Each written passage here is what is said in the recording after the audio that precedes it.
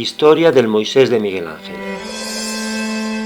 El mausoleo del Papa Julio II, con la famosa escultura del Moisés de Miguel Ángel, se encuentra en la Basílica de San Pietro in Vincoli, también llamada San Pedro ad Vincola.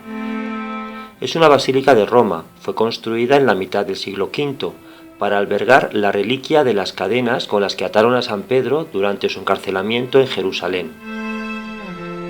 Según cuenta la leyenda, la emperatriz Eudosia, esposa del emperador Valentiniano III, ofreció las cadenas como regalo al Papa León I el Magno. Cuando éste las comparó a las cadenas del primer encarcelamiento de San Pedro en la cárcel marmentina en Roma, las dos cadenas se unieron milagrosamente. Las cadenas se guardan en un relicario bajo el altar principal de la basílica. El interior de la basílica está formado por una planta de 3 naves, con 3 ábsides divididos por columnas de estilo dórico.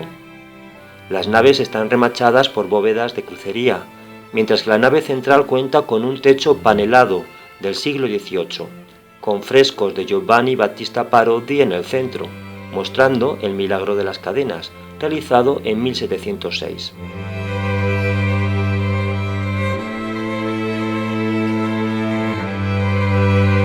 El Moisés es una escultura de mármol blanco encargada en 1505 y realizada entre 1513 y 1515 y fue posteriormente retocada en 1542. Originariamente fue concebida para la tumba del Papa Julio II en la Basílica de San Pedro. El Moisés y la tumba se colocarían finalmente en la iglesia menor de San Pietro in Vincoli, en la zona del Esquilio, tras la muerte del Papa. La familia de la Rovere, de la que el Papa procedía, fueron los mecenas de esta iglesia, y el mismo Papa había sido cardenal titular antes de su nombramiento al frente de la Santa Sede. La estatua se representa con cuernos en su cabeza. Se cree que esta característica procede de un error en la traducción por parte de San Jerónimo, del capítulo del Éxodo 34, 29-35. En este texto, Moisés se caracteriza por tener un rostro del que emanaban rayos de luz. Lo que San Jerónimo en la Vulgata tradujo, su rostro era cornudo. El error de la traducción es posible debido a que la raíz trilitera hebrea KRN, hay que recordar que en hebreo las vocales no se escriben, puede ser interpretada como Karan, luminosidad, resplandor, o Keren, cuerno. Cuando Miguel Ángel esculpió al Moisés, el error de traducción había sido advertido, y los artistas de la época habían sustituido en la representación de Moisés los cuernos por 2 rayos de luz. No obstante, Miguel Ángel prefirió mantener la iconografía anterior. En el primer proyecto de la tumba de Julio II se diseñó como una estructura colosal, con espacio suficiente para que Miguel Ángel alojara sus enérgicas y trágicas figuras, llamadas terribilità, a una escala sobrehumana. Habría supuesto levantar una mole piramidal de 3 cuerpos, inspirada en el mausoleo de Halicarnaso, vinculando simbólicamente la antigüedad grecorromana con la cristiandad. Tendría 7 metros de altura y 11 metros de base, con más de 40 figuras de mármol y varios relieves de bronce, dentro de la cual habría una cámara funeraria oval.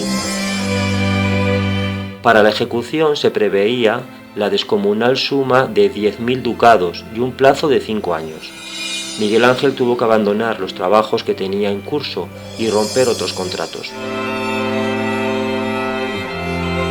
Se convirtió en una de las grandes decepciones de la vida del artista, cuando el Papa, sin explicar los motivos, interrumpió el encargo, posiblemente a causa de la escasez de fondos para su ambicioso programa artístico, que en ese momento tuvieron que emplearse en la reedificación de San Pedro a cargo de Donato Bramante.